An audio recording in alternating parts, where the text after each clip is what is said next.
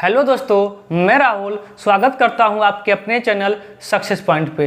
दोस्तों, आशा करते हैं कि आप लोग अच्छे होंगे और आप लोगों की तैयारी भी एकदम ज़बरदस्त चल रही होगी।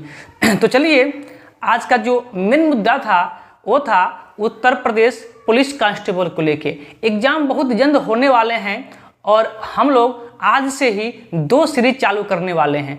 एक प्रैक्टिस सेट जीएस का अर्थात समान अध्ययन का और मैथ में प्रीवियस ईयर क्वेश्चन। जो पिछला एग्जाम हुआ था उसमें जितने भी मैथ के क्वेश्चन बने हुए थे उन सभी प्रश्नों को इस श्रृंखला में हम लोग कवर करेंगे। तो चलिए, आज से हम लोग उत्तर प्रदेश पुलिस कांस्टेबल 2018 की जो भर्ती थी इसमें जो भी प्रश्न आए होंगे उनको एकदम अच्छे से ट्रिक के माध्यम से विश्लेषण किया जाएगा। तो चलिए, देर न करते हुए आज के पहले प्रश्न की ओर चलते हैं।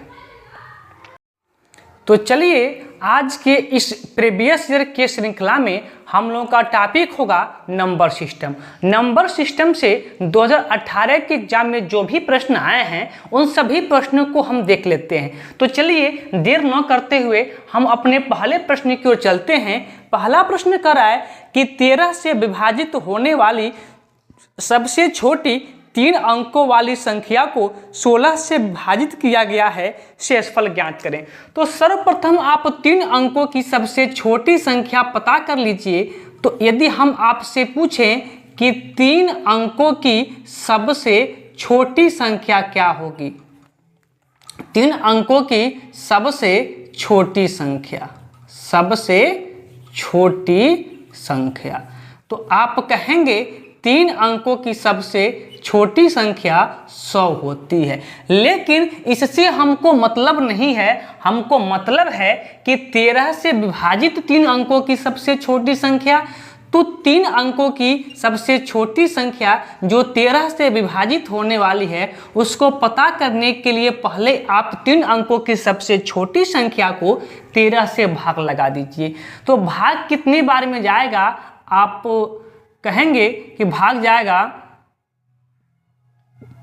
13 सत्ते 91, 13 सत्ते 91, 13 सत्ते 91। शेषफल कितना बच जाएगा, तो शेषफल बच जाएगा 9।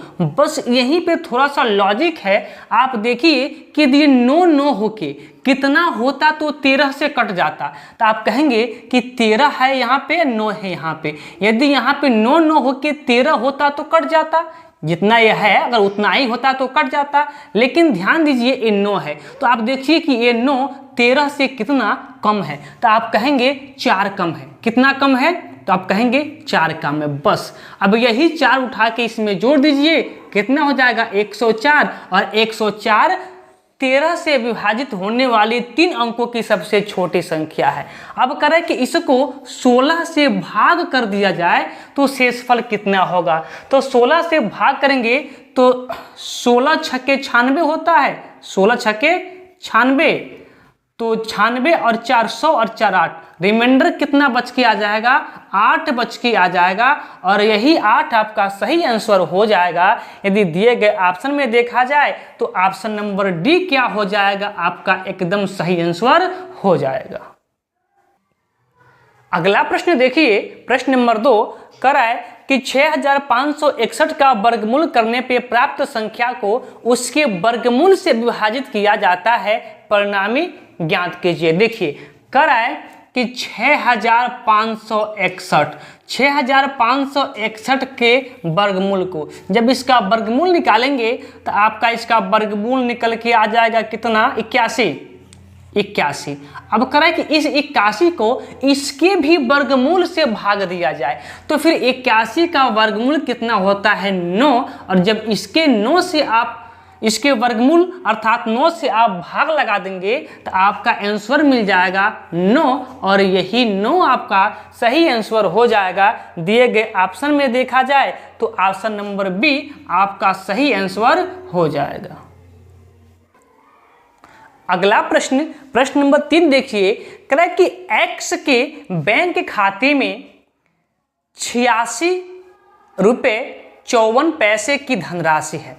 ₹55.31 जमा करने और ₹84.33 की निकासी के बाद शेष राशि क्या होगी। देखिए एक्स के बैंक खाते में कितना पैसा था, तो ₹86.54 था, ₹86.54 था। लेकिन यक्स ने क्या किया है, इसमें ₹55.31 और जमा कर दिया है। कितना जमा किया है, ₹55.31 और जमा किया है, इसलिए प्लस का चिन्ह। तो 4 1 5 और 5 3 8, यहाँ 6 और 5 11 और 8 5 13 1 14, यानी कि ₹141.85 अब एक्स के खाते में हो गया। लेकिन एक्स फिर क्या किया है, ₹84.33 इसमें से निकाल भी लिया है, ₹84.33 निकाल लिया है, इसलिए माइनस हो जाएगा। अब घटाइए कितना होगा यहाँ पे, तो 2, यहाँ पर 5 दशमलव, यहाँ पर कितना हो जाएगा आपका 7 4 11 7, यहाँ पे 5 8 5 13, ₹57.52 अब उसके खाते में बच जाएगा। यदि ऑप्शन की बात किया जाए तो ऑप्शन नंबर ए आपका सही आंसर हो जाएगा। अगला प्रश्न देखिए, प्रश्न नंबर 4 कह कि 11 से विभाजित होने वाली सबसे छोटी 4 अंकों वाली संख्या के अंकों का योग और 13 से विभाजित होने वाली सबसे छोटी 4 अंकों वाली संख्या के अंकों का योग का गुणनफल ज्ञात करें। देखिए प्रश्न थोड़ा सा बड़ा है, पर इसको हम 2 पार्ट में करेंगे। सर्वप्रथम 4 अंकों की वह संख्या पता कीजिए जो 11 से विभाज्य है। तो 4 अंकों की सबसे छोटी संख्या कितनी होती है, तो आप कहेंगे 1000। तो 11 से विभाजित होने वाले 4 अंकों की सबसे छोटी संख्या पता करने के लिए इस 1000 को 11 से भाग लगा दीजिए। भाग जाएगा 9 बार में, तो 11 9 99 हो जाएगा, 1 उतर जाएगा, यहाँ पे 0 आ गया। फिर 0 बार में भाग जाएगी, वो बात अलग की है, मुझसे उससे मतलब नहीं है, हमको इससे मतलब है। अब देखिए जो 10 है, जो शेषफल मेरा 10 बचा है, वही इस 11 से कितना कम है, तो आप कहेंगे 1 कम है। तो जितना कम है ना इस संख्या में उतना जोड़ दीजिए। 1000 में 1 जोड़ दीजिए, कितना हो जाएगा 1001। अब ये संख्या क्या हो गई, 11 से विभाजित होने वाली 4 अंकों की सबसे छोटी संख्या हो गई। अब कह रहा है कि इनके अंकों का योग, अब जितना अंक दिख रहा है इनके अंकों का योग कर लीजिए, तो आप कहेंगे अंकों का योग कितना हो जाएगा, 2 हो जाएगा। बात यहीं पे ख़त्म नहीं होती है, बात आगे बढ़ती है और फिर कहता है कि 13 से विभाजित होने वाले 4 अंकों की संख्या। तो फिर वही काम कि अब आप 13 से 4 अंकों की जो सबसे छोटी संख्या है भाग लगा दीजिए। तो भाग जाएगा आपका कितने बार में, 13 सत्ते 91, यहाँ पे 91, क्या बच जाएगा कैरी मेरा 9, यहाँ 0। अब 13 छक्के 78, यहाँ कितना हो जाएगा मेरा बच जाएगा 12। अब देखिए, अब जितना यहाँ शेषफल बचा है वो देखिए इस 13 से कितना कम है, तो आप कहेंगे 1 कम है। यहाँ 12 है, यहाँ 13 है, तो 12 कितना कम है, 1 कम है। अब बस वही 1 क्या कर दीजिए, इस 1000 में जोड़ दीजिए, तो कितना मिल जाएगा आपको 1001। अब 1001 क्या है, अब यह 13 से विभाजित होने वाली 4 अंकों की सबसे छोटी संख्या है, 4 अंकों की सबसे छोटी संख्या है। अब कह रहा है कि इसका भी योग, इसके भी अंकों का योग, तो इसके अंकों का योग कितना 1 1 2 2। अब देखिए अब मुद्दा आती है, अब कह रहा है कि दोनों संख्याओं के अंकों के योग का गुणनफल क्या होगा। तो यहाँ भी अंकों का योग 2 और यहाँ भी अंकों का योगफल 2। अब इन दोनों का गुणनफल क्या हो जाएगा, तो 2 गुणे 2 अर्थात 4, यही दोनों की संख्याओं के अंकों के योग का गुणनफल हो जाएगा। यदि दिए गए मैं ऑप्शन की बात करूं तो ऑप्शन नंबर सी एकदम आपका सही आंसर हो जाएगा। अगला प्रश्न नंबर 5 देखिए, कह रहा है कि 6 से विभाजित होने वाली सबसे छोटी 4 अंकों वाली संख्या के अंकों का योग और 11 से विभाजित होने वाली सबसे छोटी 5 अंकों वाली संख्या के अंकों के योग का गुणनफल ज्ञात कीजिए। देखिए जो अभी सेम प्रश्न था प्रश्न नंबर 4, उसी के आधार पर प्रश्न पूछा गया है, केवल अंक का अंतर है। तो चलिए हम लोग शुरुआत करते हैं। देखिए सर्वप्रथम 4 अंकों की सबसे छोटी संख्या 1000 होती है, लेकिन हमसे ये नहीं पूछा है। हमसे करा कि 4 अंकों से विभाजित होने वाली 4 अंकों की वह संख्या जो 6 से विभाजित है। तो 6 से विभाजित होने वाली 4 अंकों की सबसे छोटी संख्या पता करने के लिए 6 से 1000 में भाग लगा दीजिए। यहाँ 6 फिर क्या मिलेगा 4, फिर 40, फिर 6 क्या मिलेगा 36, फिर 4, फिर 40 क्या मिलेगा 36, और फिर घट के क्या हो जाएगा 4। अब देखिए, अब ये देखिए 4 इस 6 से कितना कम है। आप कहेंगे 2 कम है। कितना कम है? 2 कम है। जितना कम है ना उतना ही इसमें ऐड कर दीजिए।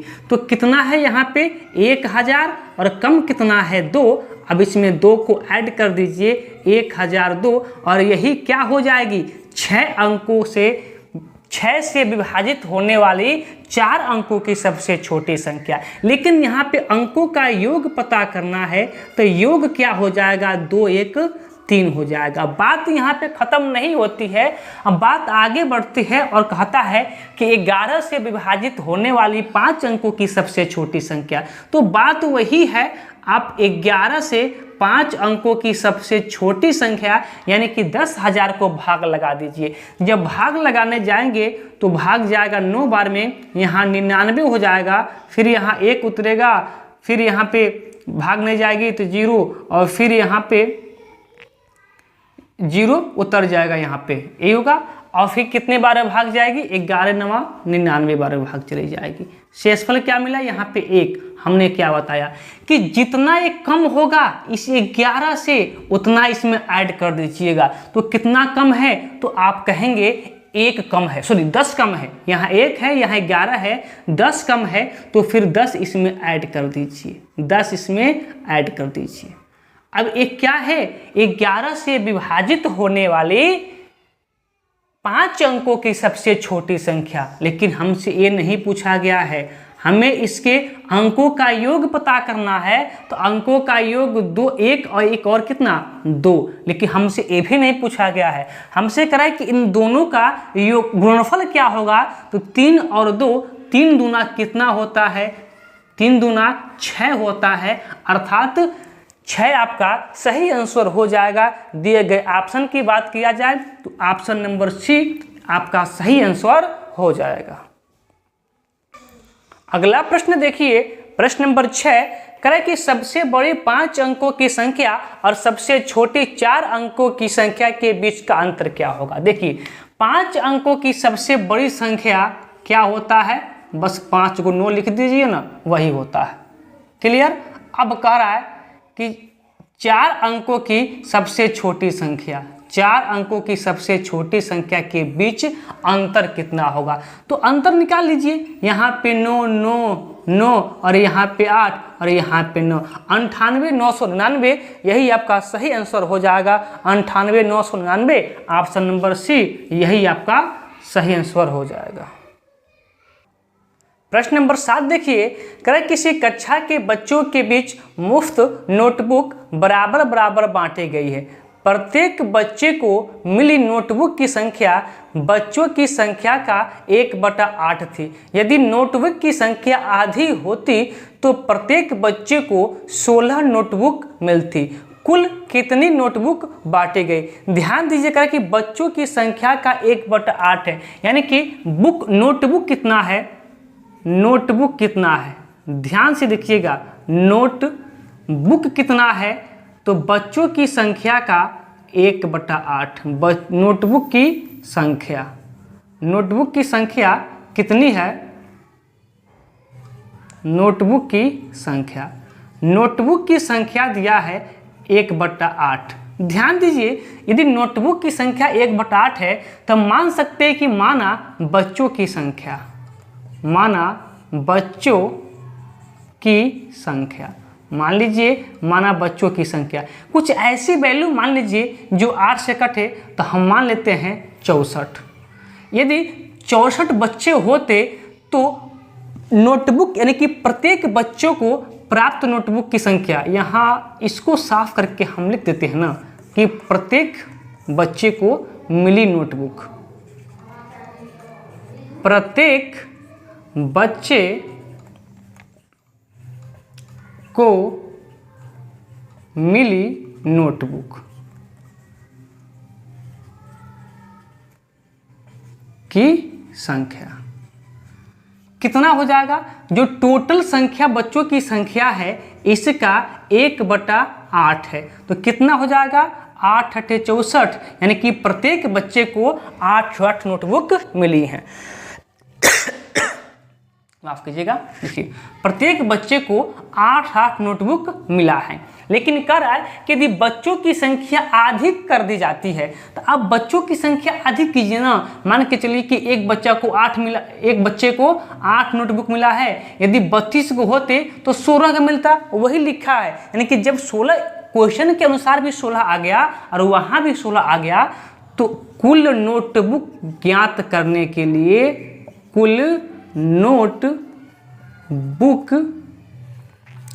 की संख्या ज्ञात करने के लिए, ध्यान दीजिए कब? जब हम बच्चों की संख्या को आधा करेंगे, यानी कि 64 को हैं, जब 32 को होंगे तो यहाँ पे बुक की संख्या दोगुनी हो जाएगी, 16 और 16 क्वेश्चन में दिया है, इसीलिए हम डायरेक्ट कर सकते हैं कि कुल नोटबुक की संख्या बराबर 64 × 8, यानी कि यदि 64 को बच्चे हैं, प्रत्येक बच्चे को 8 नोटबुक मिला है, तो टोटल नोटबुक की संख्या कितनी हो जाएगी? 8 × 4 = 32, 2 कैरी 3 और 8 × 6 = 48, 48 3 51, 512, यही आपकी नोटबुक की संख्या हो जाएगी। यदि देखा जाए ऑप्शन में तो ऑप्शन नंबर डी एकदम सही आपका आंसर हो जाएगा। चलिए अगले प्रश्न की ओर।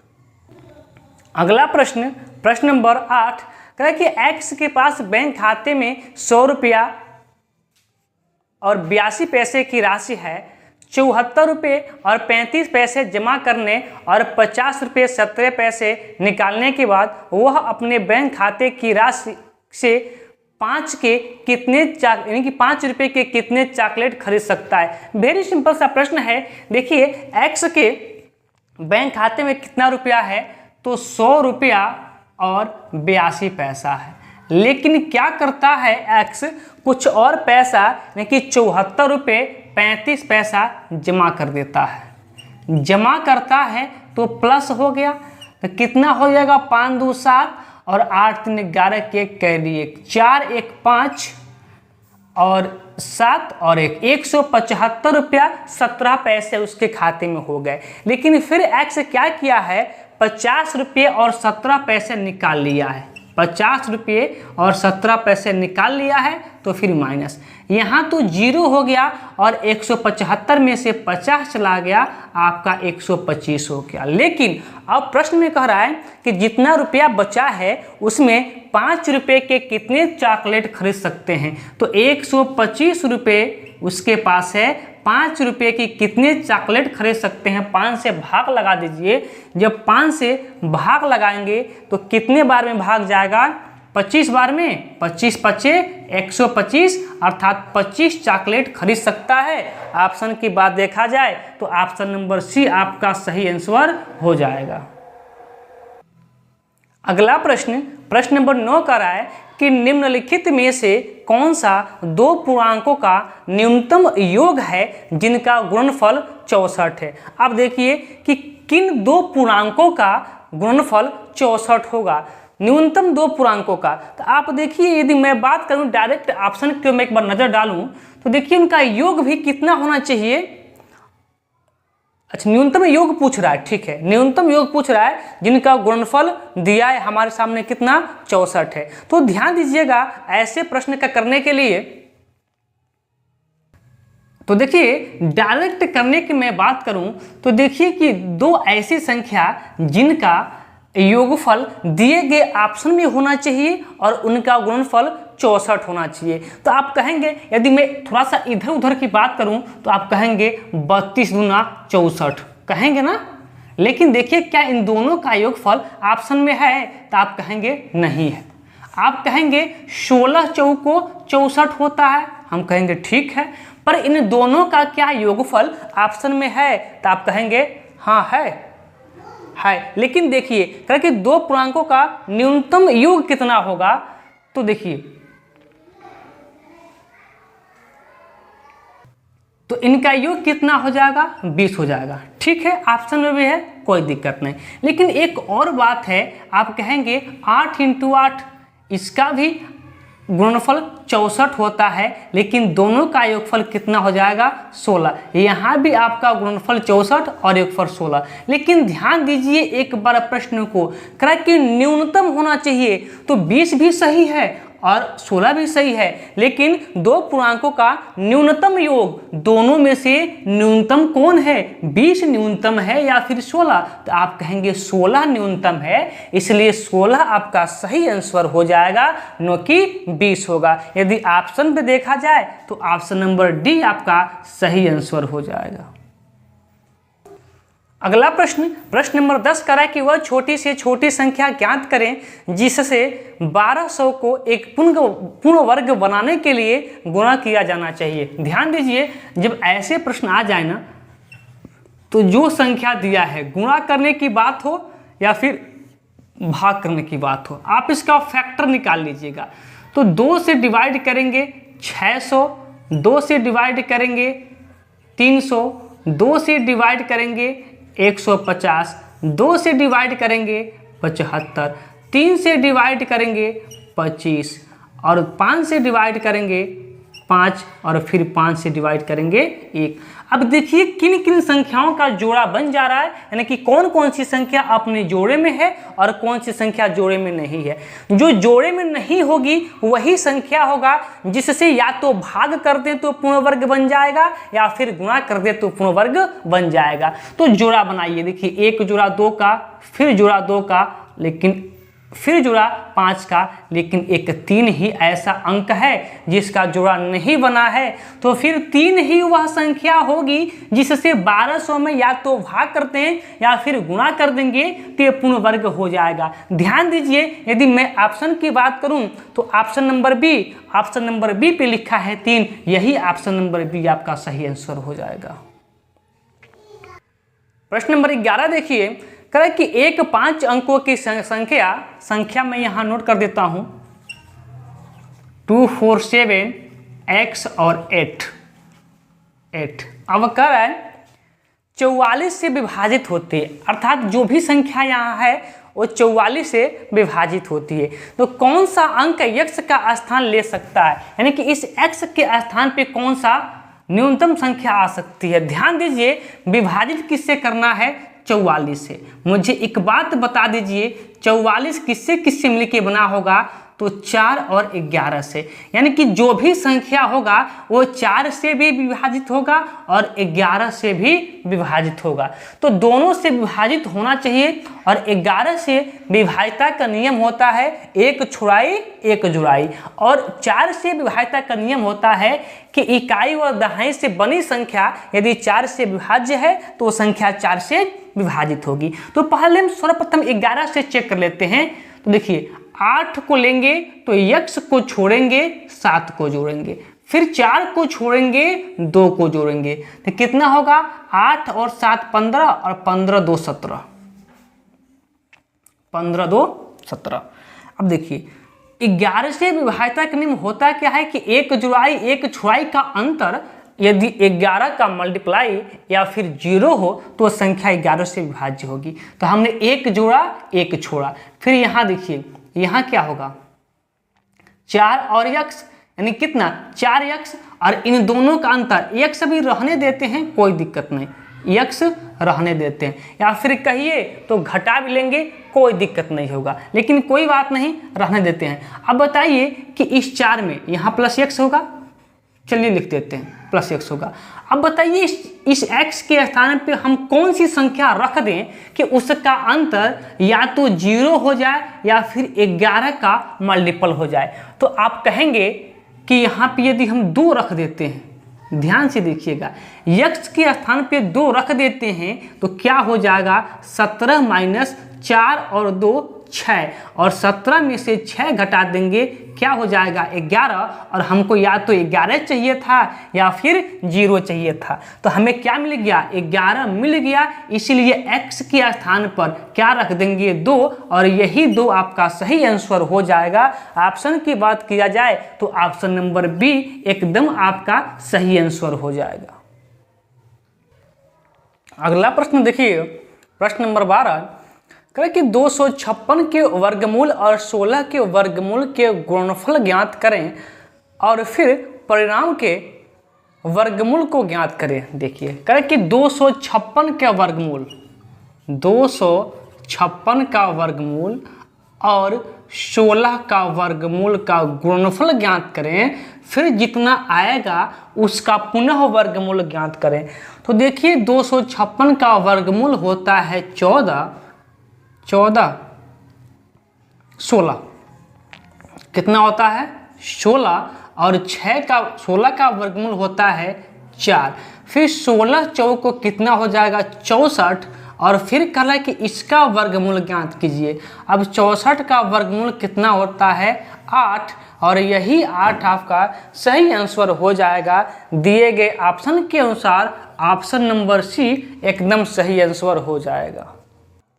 अगला प्रश्न, प्रश्न नंबर 13 कह कि x के पास बैंक खाते में 90 रुपये 53 पैसे की राशि है, 67 रुपये 14 पैसे जमा करने और 70 रुपये 16 पैसे की निकासी के बाद शेष राशि क्या होगी। सेम पैटर्न पे आपको हमने प्रश्न करवा दिया है, तो आप इस प्रश्न का उत्तर हमें कमेंट बॉक्स में देंगे। चलिए अगले प्रश्न की ओर चलते हैं। अगला प्रश्न, प्रश्न नंबर 14 कर कि नीचे दी गई संख्याओं में कौन सी संख्या वर्ग संख्या नहीं है। देखिए मैं ऑप्शन पे एक बार नज़र डालूं तो पहला ऑप्शन दिया है, थोड़ा सा नीचे लिखते हैं, पहला ऑप्शन दिया है 12, 25। क्या 12, 25 किसी का वर्ग होता है? तो आप कहेंगे हाँ होता है। कैसे? तो 25 का वर्गमूल 5 और यहाँ 4 3 12 यानी कि 3 35 का वर्ग होता है। अगला मैं ऑप्शन बात करूं 20, 25 तो 25 का वर्गमूल 5 और फिर 4 25 20 4, ये 45 का वर्ग होता है। लेकिन मैं बात करूं 25 और 25 तो 5 का वर्गमूल तो 5 हो, 25 का वर्गमूल तो 5 हो जाएगा, लेकिन यहाँ 25 बचा है, ये अपने अगले वाली किसी संख्या का मल्टीपल नहीं होता है। 5 का जब 5 में मल्टीप्लाई करेंगे तभी 25 आएगा, लेकिन हमको वो नहीं चाहिए। हमको क्या चाहिए था, एक ज़्यादा या फिर एक कम का मल्टीपल। तो मैं एक और ऑप्शन के मैं नज़र डाल लूँ 42, 25। इसका देखिए 25 का वर्गमूल 5 होता है, लेकिन 42 6 7 42 यानी कि 6 65 का वर्गमूल होता है। तो ये सभी क्या है, वर्ग वाली संख्या है, लेकिन 25 25 वर्ग संख्या नहीं है, अर्थात ऑप्शन नंबर सी एकदम सही आंसर हो जाएगा। अगला प्रश्न, प्रश्न नंबर 15 करें कि नीचे दी गई संख्याओं में कौन सी संख्या वर्ग संख्या नहीं है। सेम प्रश्न है, ऑप्शन पे नज़र डालें तो पहला ऑप्शन दिया है 56 25। ध्यान दीजिए 56 25। देखिए 25 का वर्गमूल 5 होता है और यहाँ 8 नहीं 7 तो 8 56 तो 7 मिला ये 75 का वर्ग है। अगला संख्या है 72 25। देखिए 25 का वर्गमूल 5 और यहाँ 8 9 72 तो यहाँ 85 का वर्ग है। अगले ऑप्शन की मैं बात करूँ 36 25। 25 का वर्गमूल 5, लेकिन 36 की मैं यदि बात करूं तो कोई भी संख्या अपने आगे आने वाली संख्या का मल्टीपल 36 नहीं होता है, इसलिए यह संख्या वर्गमूल नहीं होगा। लेकिन अगला भी ऑप्शन मैं देख लूँ 90 25, क्या 90 25 है? तो देखिए 25 का वर्गमूल 5 और यहाँ 9 दहा के 90, एक ज़्यादा का मल्टीप्लाई करने पे आ जा रहा है 9 दहा के 90, ये 95 का वर्ग है, अर्थात ऑप्शन नंबर सी एकदम सही आंसर हो जाएगा। अगला प्रश्न, प्रश्न नंबर 16 कह रहा है कि निम्न में से कौन सी संख्या अभाज्य संख्या नहीं है। तो देखिए, यदि मैं ऑप्शन पे चलूं और यदि मैं पहला ऑप्शन देखूं तो पहला ऑप्शन क्या है, 1001। यदि मैं 1001 की बात करूं, उससे पहले आप जान लीजिए कि अभाज्य संख्या क्या होती है। तो ऐसी संख्याओं यदि किसी संख्या के मात्र 2 ही गुणनखंड होते हैं, यानी कि ऐसी संख्या जिसके केवल 2 ही गुणनखंड होते हैं, एक तो 1 होगा और दूसरी बार वो संख्या खुद होगी, वही संख्या अभाज्य संख्या कहलाती है। लेकिन मैं इस संख्या की मैं बात करूं तो ये संख्या 1 से भी कट जाएगा, 7 से भी कट जाएगा, उसके बाद से 11 से भी कट जाएगा और 13 से भी कट जाएगा। देखिए ध्यान दीजिए, क्या इस 2 ही गुणनखंड है, अभी तक तो इसके 4 गुणनखंड मिल चुके हैं, इसीलिए ये संख्या अभाज्य संख्या नहीं होगी, अर्थात ये संख्या भाज्य संख्या होगी, क्योंकि इसके 1, 2, 3, 4 और 1001 स्वयं इसके 5 गुणनखंड हो गए हैं, इसलिए यह संख्या अभाज्य संख्या न होके भाज्य संख्या होगी। चलिए अगले प्रश्न पे चलते हैं। अगला प्रश्न, प्रश्न नंबर 17 कह कि निम्नलिखित में से कौन सी संख्या भाज्य संख्या नहीं है। ध्यान दीजिए, भाज्य नहीं है अर्थात तो क्या होगा, अभाज्य होगा, और अभाज्य होने के लिए आपको पता है कि वही संख्या अभाज्य होगी जिसके मात्र 2 ही फैक्टर होंगे, वही संख्या क्या होगी, अभाज्य संख्या होगी। चलिए यदि मैं ऑप्शन की बात करूं, मैं ऑप्शन पे आपको लेके चलूं तो पहला ऑप्शन दिया है 133। अब देखिए 133 के कितने गुणनखंड हो सकते हैं। तो 133 के गुणनखंड आपका 1 हो सकता है, फिर 7 हो सकता है, और क्या हो सकता है, 1 के बाद 7, 7 के बाद आपका हो सकता है 19 होगा, हाँ 7 या फिर 17 होगा यार, एक बार देखते हैं, नहीं ठीक है, हाँ 7 होगा, 7 फिर कितना 19 और फिर 133। देखिए 1, 2, 3, 4 फैक्टर हैं इसके, इसीलिए 133 भाज्य होगा, अभाज्य नहीं होगा। लेकिन हमसे पूछा है कि भाज्य नहीं है अर्थात कौन अभाज्य है, तो ये तो भाज्य है, ये तो होगा नहीं। अगले में ऑप्शन पे चलूँ 433 नंबर, तो देखिए हाँ 433, देखिए 433 एक किसी से नहीं कटेगा, या तो 1 से कटेगा, यहाँ आप लोग कमा कर लीजिएगा, हमने मल्टीप्लाई कर रखा है, ठीक है। अब देखिए फिर यहाँ पे या तो आपको 1 से कटेगा, या फिर आपका किससे कट सकता है, या फिर आपका 443 से ही कट सकता है, और किसी से नहीं कटेगा, इसीलिए 433 क्या होगा, भाज्य संख्या न होके अभाज्य संख्या होगा। और यही हमसे पूछ रहा था कि कौन सी संख्या भाज्य संख्या नहीं है, तो 433 अर्थात ऑप्शन नंबर बी भाज्य संख्या नहीं होगा। यहाँ मल्टीप्लाई भी करेंगे तभी कोई दिक्कत नहीं है, समझना आप ही लोगों को आप समझ सकते हैं। चलिए ऑप्शन नंबर बी एकदम आपका सही आंसर हो जाएगा। अगला प्रश्न, प्रश्न नंबर 18 करेक्ट कि नीचे दी गई कौन सी संख्या 12 से पूर्णतः विभाज्य है। ध्यान दीजिएगा, 12 से पूर्णतः विभाज्य होने के लिए 12 किससे किससे मिलके बना होगा, तो आप कहेंगे 3 चौको 12, 3 और 4 के मल्टीप्लाई से मिलके बना होगा। यानी कि जो भी ऑप्शन 3 और 4 दोनों से विभाजित होगा वही संख्या 12 से विभाजित होंगे। चलिए मैं ऑप्शन पे लेके चलता हूं आपको। ऑप्शन नंबर ए देखिए, ऑप्शन नंबर ए दिया आपका 14744। 14744। देखिए क्या यह संख्या 4 और 3 दोनों से विभाजित है, तो 4 से चेक करने के लिए लास्ट के 2 अंक चेक करेंगे, ठीक है 4 से विभाजित है कोई दिक्कत नहीं, लेकिन 3 से भी तो देखना पड़ेगा। और 3 से विभाज्यता का नियम होता है कि यदि अंकों का योग 3 से विभाज्य है तो संख्या 3 से विभाज्य होगी। देख लेते हैं, तो 4 4 8, 8 7 15 और 15 4 19, 19 1 20। देखिए अंकों का योगफल कितना आ गया है? 20 आ गया है। अंकों का योगफल क्या है? 20 है, अर्थात यह संख्या 12 से विभाजित नहीं होगी। चलिए ऑप्शन नंबर बी पे चलते हैं। ऑप्शन नंबर बी दिया है आपका 28,856। 28,856। देखिए ये तो 4 से विभाज्य है क्योंकि लास्ट के 2 अंक 4 से विभाजित हैं, लेकिन 3 से भी हमको चेक करना है। तो 3 से चेक कीजिए। 6, 5, 11, 11 और 8 19, 19 और 8 27, 27 और 2 29। क्या 29 3 से विभाज्य है? आप कहेंगे नहीं, इसलिए यह संख्या 3 से विभाज्य नहीं है।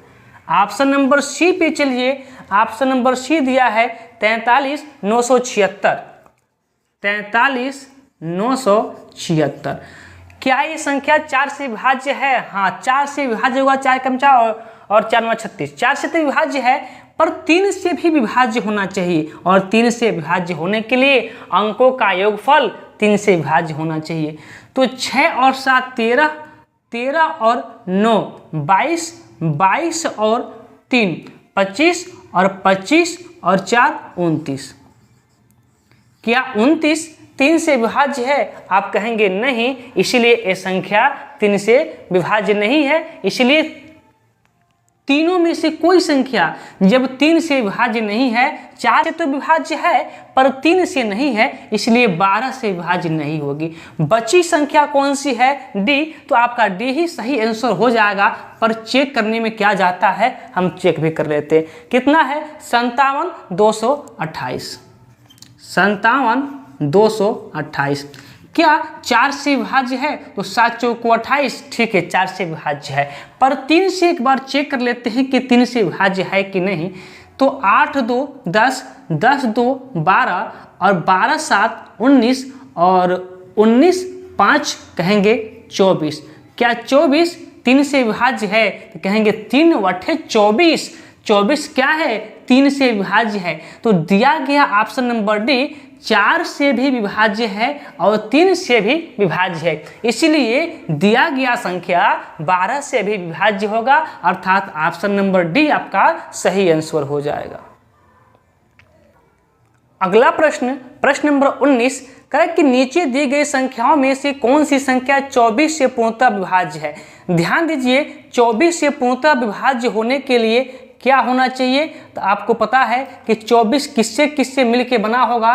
तो आपको पता है 24 बना होगा 8 तरीके 24। 24 किससे किससे मिलके बना होगा? तो 3 बटे 24 या फिर 8 तरीके 24। यानी कि जो संख्याएं 3 और 8 दोनों से विभाजित होंगी, वो संख्याएं 24 से क्या होंगी? पूर्णतः विभाजित होंगी। तो चलिए ऑप्शन की ओर चलते हैं। पहला ऑप्शन है 14,744। 14, ऑप्शन नंबर ए 14,744। देखिए पहले 3 से ही चेक कर लेते हैं। तो 3 से चेक करेंगे तो अंकों का योग 3 से विभाजित होना चाहिए। तो 4 4 8 और 8 7 15 और 15 4 19, 19 से 1 20।